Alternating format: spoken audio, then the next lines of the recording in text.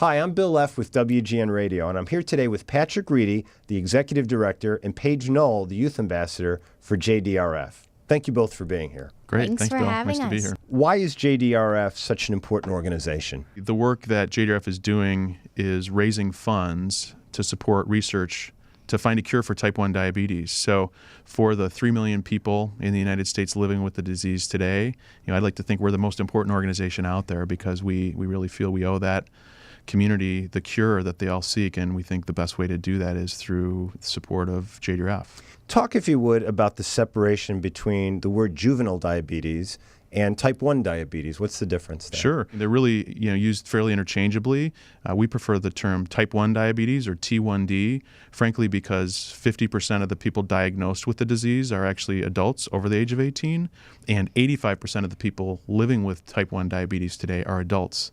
So, that term type 1 diabetes, we feel really more accurately reflects the disease. Paige, Walk Day is coming. Tell me about Walk Day. What does it mean to you? I just think it's a really cool experience because you see people of all different shapes and sizes and of all ages just coming together for like one cause or my cause. We all just walk, and every step is one step closer to a cure. Patrick, tell me how people can get involved in the walk. The process of registering is actually pretty easy. People can go online at walk.jdrf.org, and they can register as an individual or register as a team. And then once they've done that, they can really start the fundraising process. So lots of people just do it the old-fashioned way by writing a letter, and it's really effective because it lets people know their connection to type 1 diabetes and why it's so important that we find a cure. And that usually is incredibly inspirational in terms of people wanting to really help in any way they can, including making a donation. The tool also exists to do a lot of this online, which people really take advantage of and find really easy to use and really effective. Our family sends out a walk letter where I write some of it and they write some of it, and we send it out to our family and friends through email or just mail.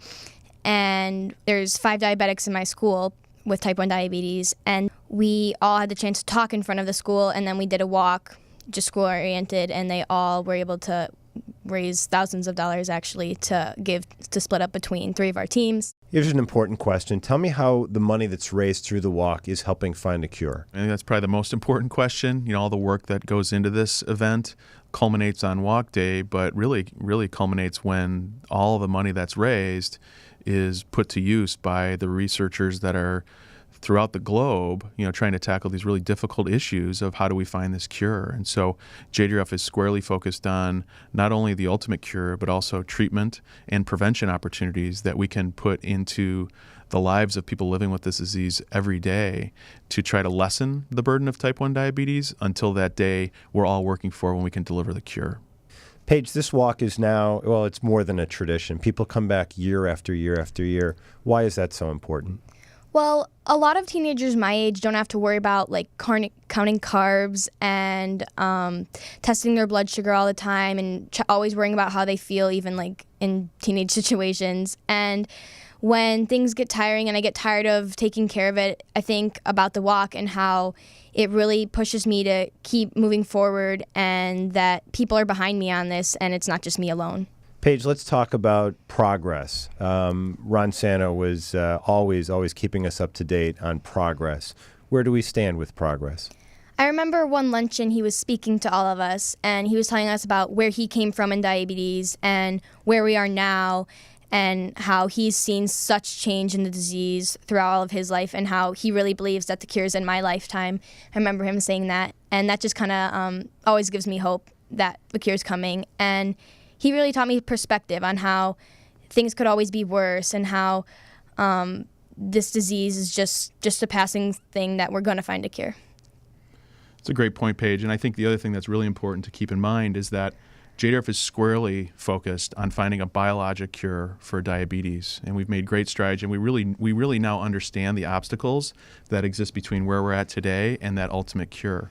Along the way, we really feel like we have an obligation and an opportunity to improve people's lives, to lessen the burden of this disease. And that was something that Ron was always really happy to talk about, was the progress that's been made. So something as seemingly simple as the insulin pump that Paige uses, or something like a continuous glucose monitor, which some people wear to help monitor their blood sugar level throughout the day.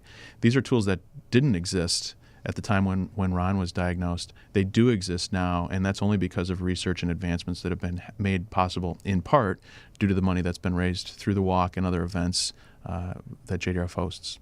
I want to thank you, Paige, the Youth Ambassador for JDRF. Oh, thanks, Bill.